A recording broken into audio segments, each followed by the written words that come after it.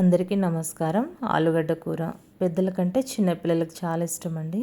ఈరోజు మేము మధ్యాహ్నం భోజనానికని ఆలుగడ్డ కూర టమాటా రసం చేశానండి. మరి సింపుల్గా ఎలా చేసుకోవాలో చూపిస్తాను.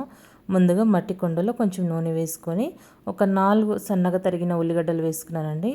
అవి మగ్గాక మరి సన్నగా తరిగిన పొటాటో కూడా వేసుకున్నానండి. ఆలుగడ్డలు మరి ఇవి రెండు కలిపి మూత పెట్టి కొంతసేపు మగ్గనిచ్చాను. ఆ తర్వాత కరివేపాకు వేసుకున్నానండి. కరివేపాకు ఎప్పుడైనా సరే మనం వంట చేసేటప్పుడు ఆయిల్లో కాకుండా ఇలాగ కూరగాయలలో వేసి చూడండి, చాలా బాగుంటుంది, రుచికరంగా ఉంటుంది కూడా. ఇవన్నీ ఉడికాక మరి కూరలోకి సరిపడా జింజర్ గార్లిక్ పేస్టు, పసుపు, కారము అన్నీ వేసుకున్నానండి. అలాగే ఒక 4 టమాటాలు తీసుకున్నాను, చాలా బాగుంటుంది. మరి రుచికి సరిపడా ఉప్పు కూడా వేసి అన్నీ కలిపి మగ్గనిచ్చానండి. ఇవి మగ్గేలోపు ఇంకో సైడు టమాటా రసం ప్రిపేర్ చేస్తున్నానండి. కొద్దిగా నీళ్ళు, 2 గ్లాసుల నీళ్ళు తీసుకొని కొద్దిగా చింతపండు, 4 టమాటాలు, ఉప్పు, పసుపు, కారం అన్నీ కలిపి ఇలాగ ఉడకబెట్టానండి. అవి బాగా మరిగాక పోపెట్టుకున్నాను. ఇదేనండి మా మధ్యాహ్నం లంచ్. మీరేం చేశారో కామెంట్స్లో తెలపండి. Thank you.